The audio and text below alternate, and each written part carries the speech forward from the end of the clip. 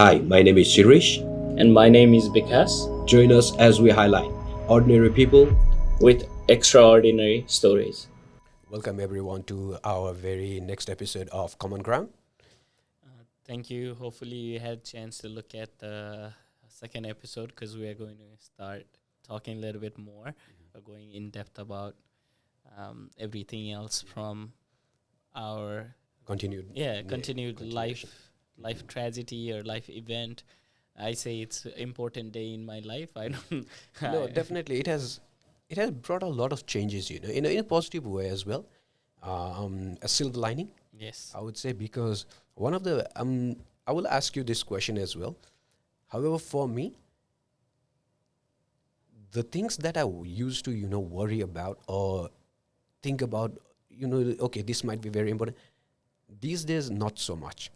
That has been a significant change because what things, those things that happen, if they are within my control, I sit down, and if it requires a very much of my attention, I sit down.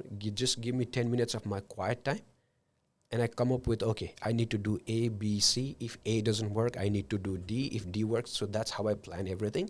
But if things are beyond my control, I've stopped worrying about it at all Yes. because I see no point. That has been the biggest change in my own character, like I said, and it's for good.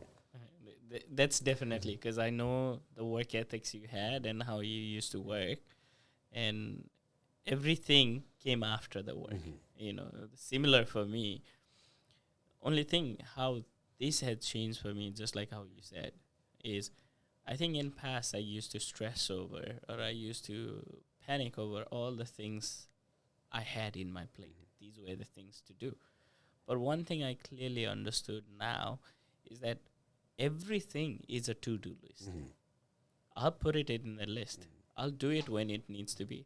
Me stressing over it is not going to change the outcome of it. It's Exactly. just like saying people wake up in the morning and they stress about going to work. Oh, I have to get ready. I have to do this. I have to do that.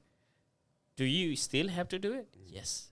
Then that is your to do list. Exactly. Stop worrying about, oh, I have to do this. If you already have to do it, just do it and not complain. And that process will be so much better for you that you don't realize that. Like, I wake up in the morning, I know I have to go to work. I need to get ready. I need to shower. I do that. That's my to do list. I don't worry about what thing is waiting for me at work because it will be waiting for me. Mhm. When I get here, I do that. I was in Nepal. My staff, they decided they weren't going to move on to something else. So I had 3 or 4 staff quit in multiple different organization. And they called me and I said, okay, thanks for letting me know. Good luck. Yeah, good luck. Best wishes. And there was nothing like we didn't depart because there was issue, but they had something better come up. And I said, thank you. If it was same because 3 years back, 4 years back, I would have panicked. My trainer is going. What am I doing? Who am I finding? What am I doing? I put a because guess what? Do I have any alternate than replacing the Exactly. people who left? No. Then I can just stress, or I can do what needs to be done.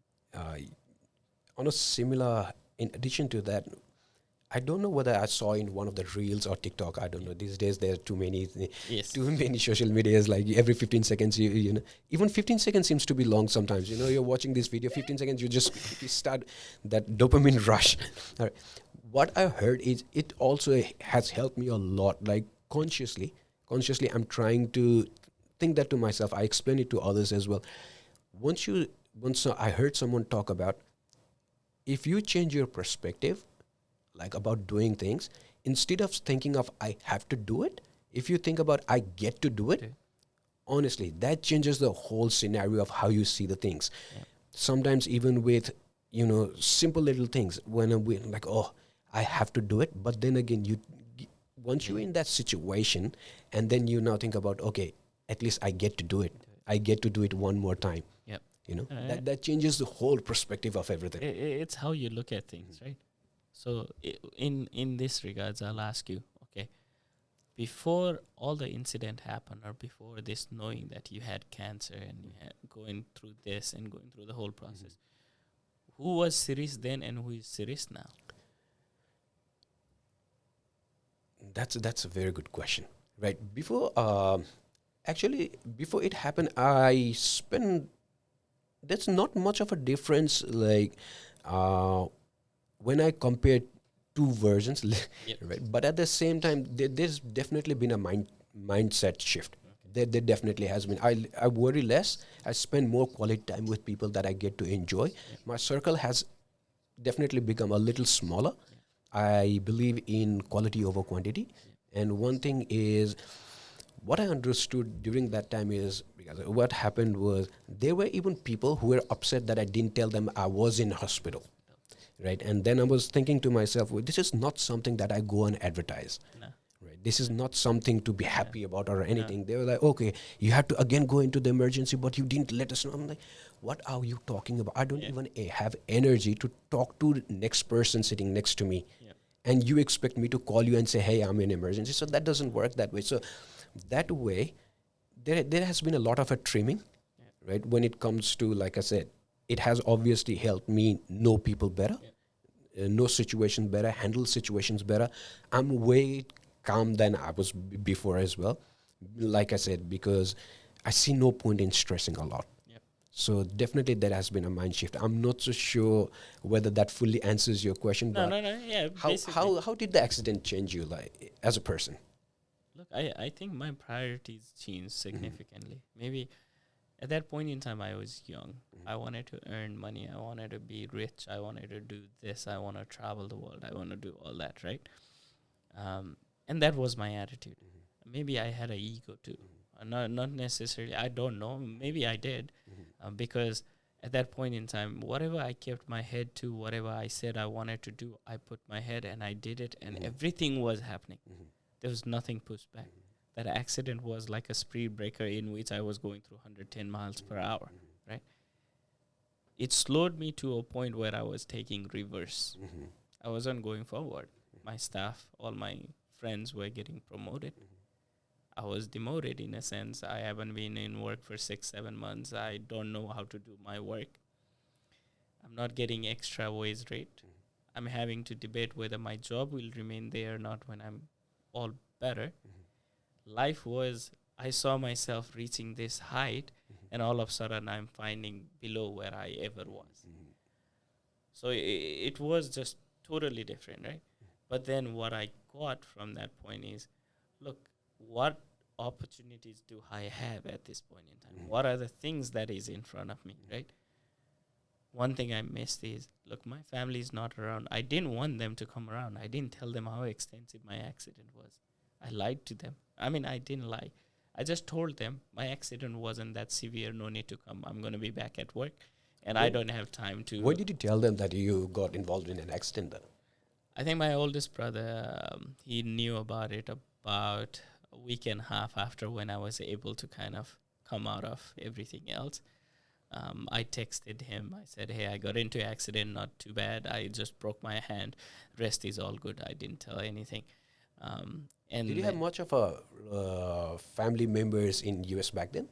I had a lot of friends, and I mean, my friends turned into family. There were quite a few because I was like an adapted kid into multiple families. I had those kind of family. I call them my American family. Mom, dad, sister, brother, everybody in that family. Though mom was one of the person that stayed next to me at the hospital multiple times, multiple days in a row. She stayed at a hotel, and every morning she used to come into my room and kind of, and my chaplain, I call him Hazurba, Ken Meisner. He used to drive from my university every day to come and see me and how I was doing. That's so important, isn't it? The support Oh, group, that the people that you have around, who you have around. 100%. You know, one of the funny thing, he used to come and he said, have you told your family? I said, no. And he used to say, if you don't tell, I'll break the other one too. And one is broken, you got to tell. I said, give me time. I'll tell them when needed. But I didn't tell them the ultimate truth of how extensive it was until I went home after 18 months. But my whole goal was to be as normal as possible before my family saw me, so that they would never know to what extent I went So through. when you said as normal, Yes. so when you went back, right, Yeah. what was the normal? Like, See, look, I wasn't normal in a sense. I hate heat, right? It's very hard for me to tolerate heat. You've known me. I turn on aircon everywhere. I went to Nepal. My mom was there. Usually when I'm at home, I wear shorts or pants and nothing on the top. I just walk naked on the top. And but at that time, it was coming towards end of summer, I think, beginning close to the winter. And I was wearing jacket because I wanted to sweater hide more it, over yeah, hide my like all the scars and everything. I mean, this looks way beautiful now compared to how it was then. Right? Kind of an extra part. Yeah. Yeah.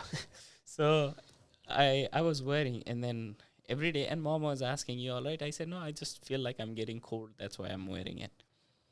And one day I forgot, and just came out, and then I took the sweater, Yeah. and then she looked at my elbow and my hand, and she said, "That doesn't look like a small accident or a small broken bones."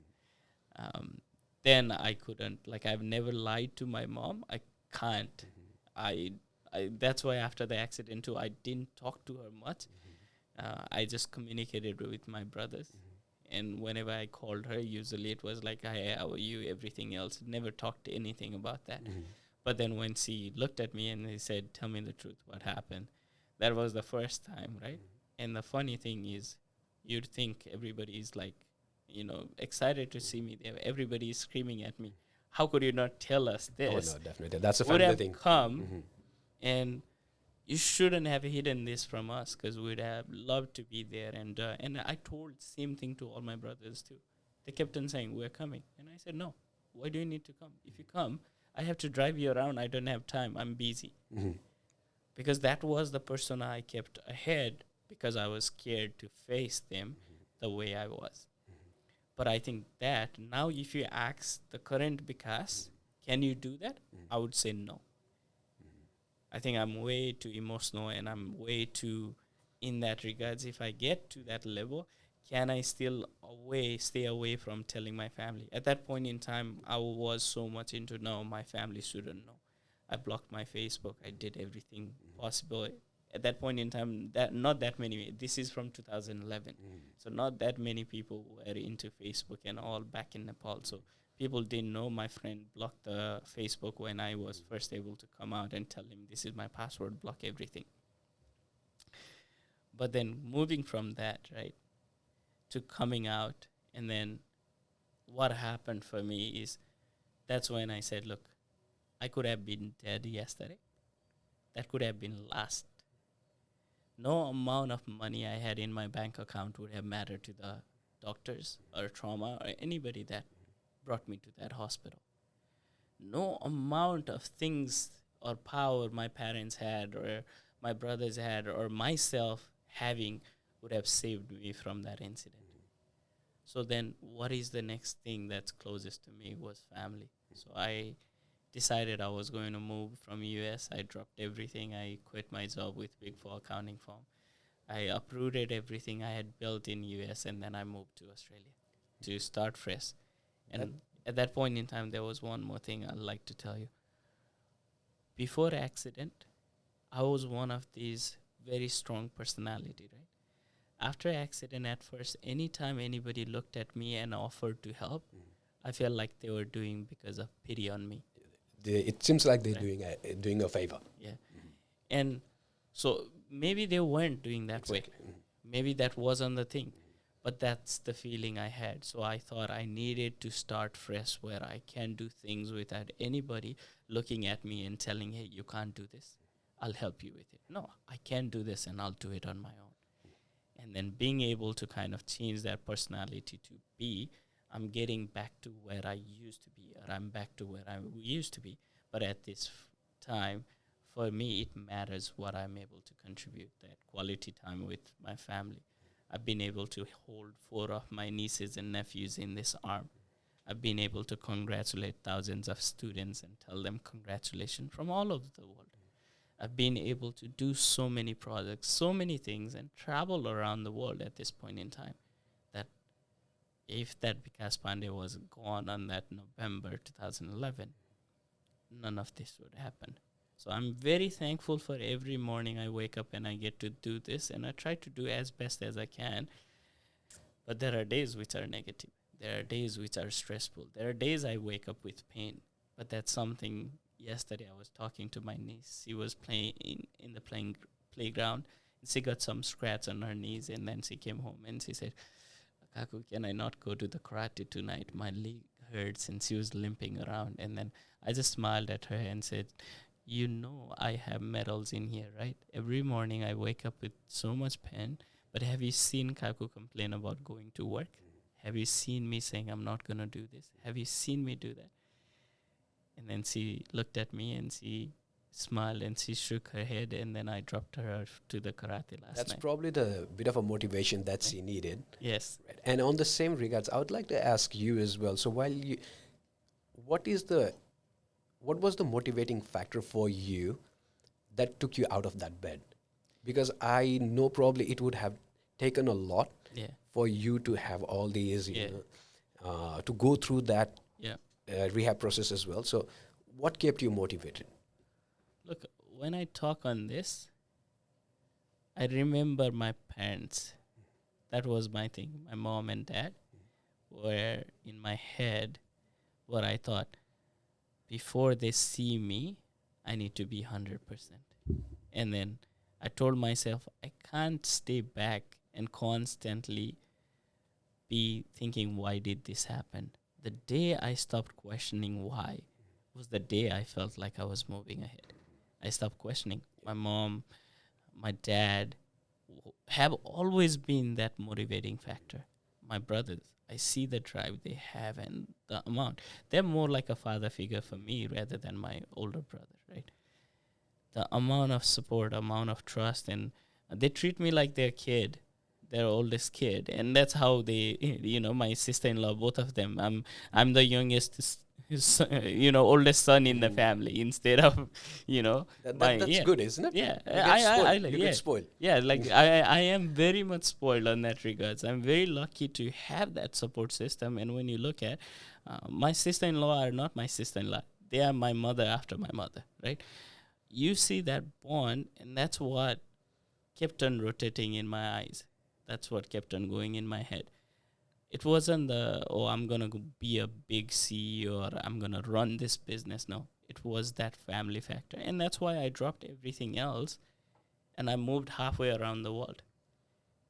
It's not easy. The accent was hard coming here, and somebody say, "I'll see you in the Arvo," and I said, "Oh, okay, thank you, see you in the Arvo." I went to the receptionist and said, "Where is Arvo?" And then she was laughing at me, and I said, "What's wrong? Look, I speak English for all these years. I was in US, and I thought moving to Australia, a piece of cake." No, it wasn't. There's adjustment, right? But one thing that incident kind of pushed me out was I wanted to do something not because something is tied to a financial gain or something is tied to this achievement or this process. Today, when I go out, I don't tell people I'm the CEO of Vibe College unless I really have to. People ask me, what do I do, right? I always say, I work in a training school. They ask me, what do I do? Oh, do you do teaching? I said, a little bit. Teaching, accounts, management, I manage the place. Because those titles and those things are only for people who really want the title. At the end of the day, when you are being let down, when you're dead, those titles doesn't matter. No, it's all about the satisfaction that you derive from the work that you do rather than the title itself. Yeah. Right. When you own a business, like if you doesn't matter if you're the CEO or the cleaner or anything, you do all of it. You have to do it all. When we started with scratch and we started any businesses, when we're starting out with Vibe 2, we did all sort of things. I reckon that it's more about satisfaction. Yeah. And on the same note, what Charu did was really good for me. She printed whole bunch of picture and she made it into a very big, like a poster kind of thing, and she put it right in front of my bed in the hospital. So every time you're sitting in the bed, you're waking up in the morning, what you see is it's just like you've said, it's all the pictures of my family members, like my mom, my sister. My sister we've just got 13 months difference, and we're partners in crime. No, I remember. I remember watching one of the video where she was dancing on the brother song, and she posted that, and even talking about that just now gives me a chills, because that bond and that family member is something that we all have, But sometimes we don't realize the value and strength of it until you go through any such incidents or things like that. We don't appreciate it as much until we And actually go I through something. sincerely hope that people do tough, right? appreciate that and Yeah. not wait for these kind of instances or events to happen to appreciate what they've got, No. right? Because Yeah. No, yeah, I'm with you on that. But that's lacking. Other day I was talking to one of the staff member, and I told her, look, this is one habit I do is I call my mom every day. When she's in Nepal, I call her every day, whether it's 5 minutes. And if I have to tell her, hey, like today I'm busy, I'll call you next day, I'll do that. But I call her and ask her how her day is. No matter how busy we are, we can get that 5 minutes. And somebody was saying, guess what? Our parents are getting old. We live internationally. How many times do we have, or how many times do we get to see them? Maybe they live another 40 years, and if you travel home once every 40 years, that's like 40 more time you get to see your parents.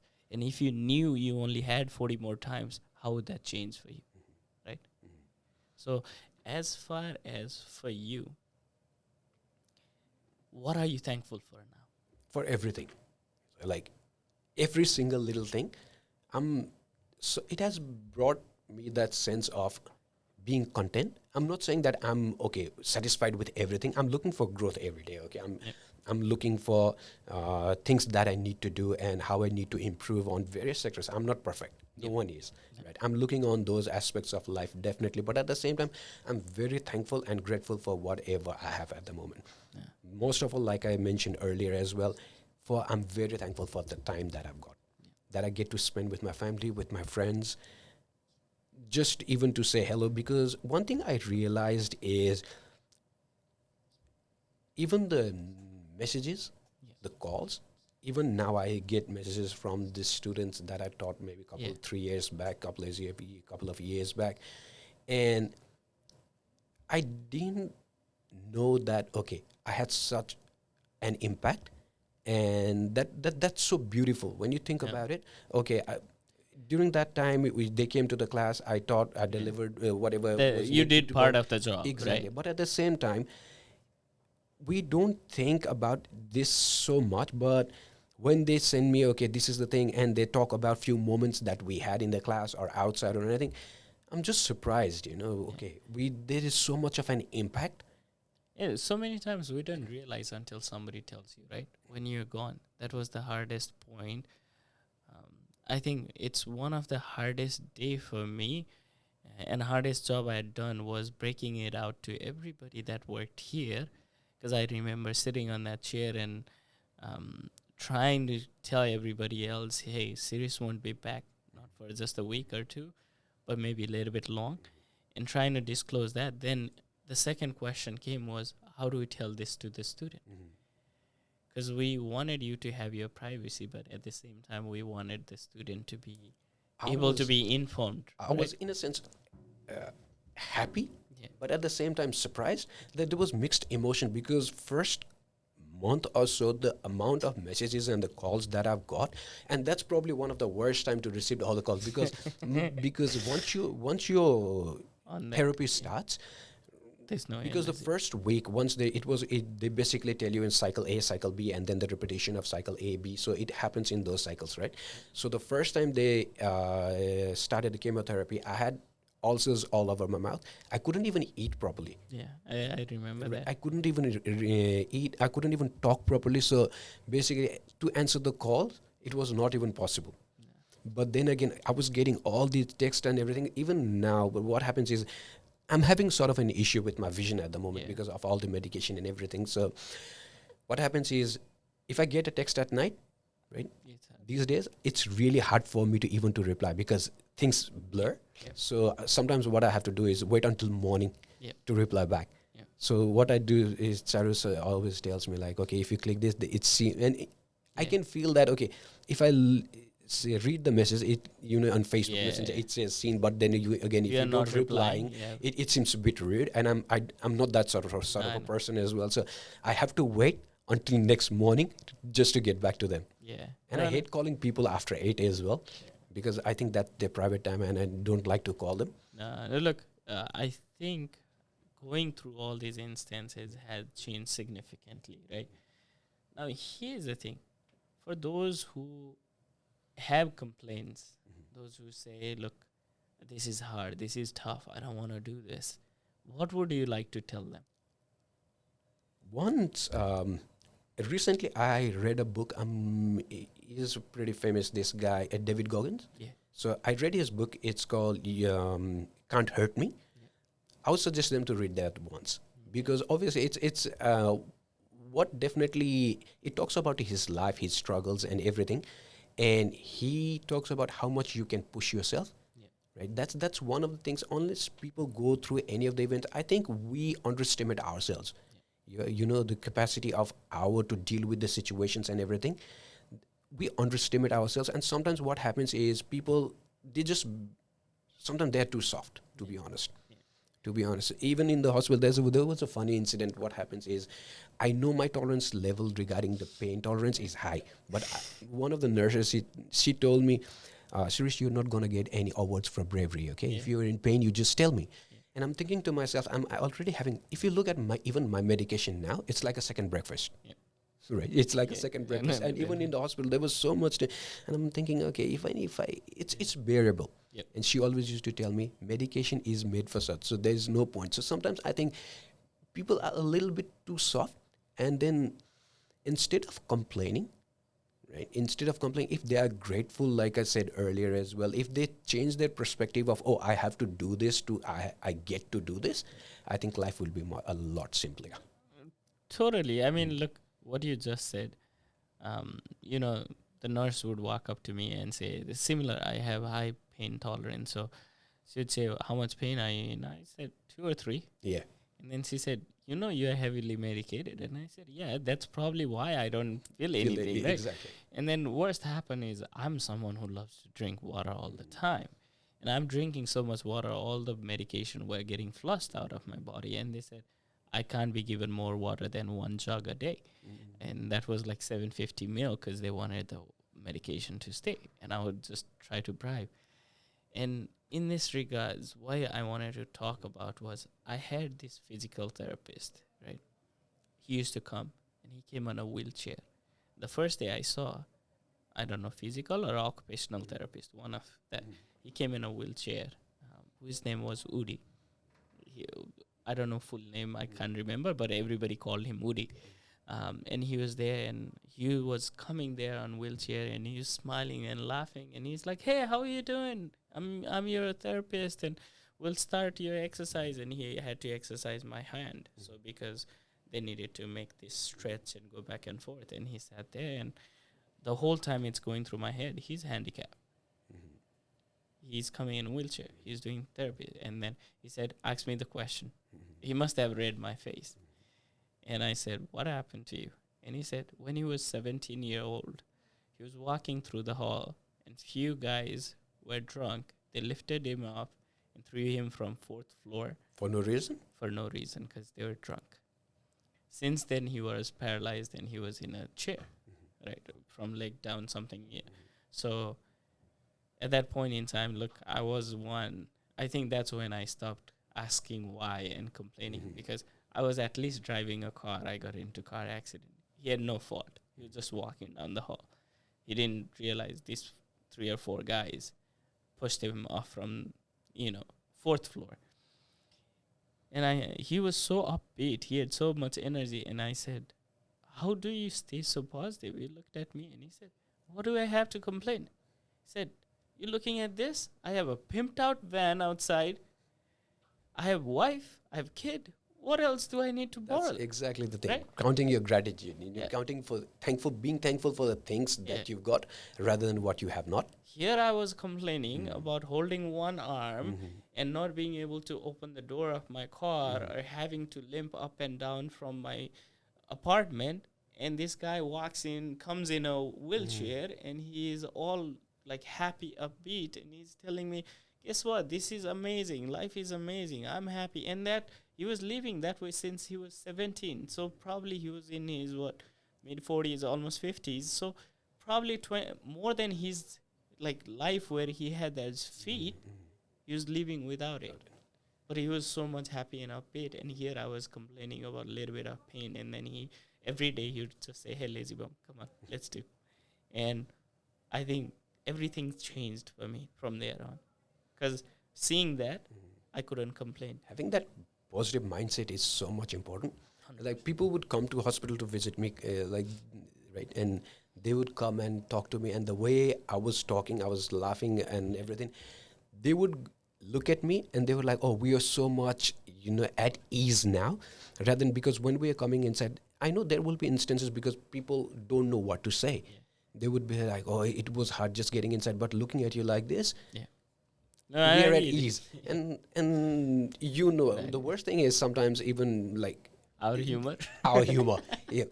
And there has to be a sense of humor as well. Yes. I used to joke with nurses, doctors, and whoever used to visit me as well, and that provided a very good outlook as well. Yeah. That helped family, that helped friend as well. Okay, I'm already going through stuff already, Yeah. so there's no point in just hanging my head and thinking, okay, just stressing about it. Yeah. And on the similar note, because in addition, I just wanted to ask you, I've seen a lot of people who go through things like this. Sometimes they just spiral really quickly down. Yep. Right. So how important was it, your mental well-being? And you know what I'm trying to say. You know, the mental, that's one thing people always talk about physical pain, right? Mental pain is the harder than physical pain. There's no such thing like physical pain you'll tolerate with pain medication. There's no medication for mental. I mean, you can take different medication, but for mental pain means having to deal with all these things, not just things that you are going through, but things you are thinking through, things that might never come true, and things that might have come true. All of these goes into your head. And many times what happens is the biggest problem that I've seen with many people, you and I have dealt with a lot of students in that regards. If they have somebody to share and somebody to listen, it's a lot easier. Yeah. Many times people talk to me. As soon as they talk to me, they tell me, "Oh, I'm very open and I tell everything." I want them to be comfortable to talk to me. If you can share your story without a hesitation and you are able to, because think of it this way, you have a garbage truck, right? If you keep on adding things into garbage truck and not unloading it, what happens? At one point in time, there is no gonna tip place over. to, right? It's going to tip over. So that's same thing with human brain too. If we don't get rid of some of it, then at that point in time, what happens is you are going to get more burden, and people are going to go spiral down back again and go through the same process. That's why for me, it might not be my friend circle. Sometimes me driving and talking to myself could be one. It doesn't have to be somebody else if you don't need it to be somebody else. But if you need somebody else, you need to seek out. I always say mental health and mental challenges are something many people don't talk about, but that's something, one of the most dangerous thing. That's what leads to many people committing suicide or people isolating themselves.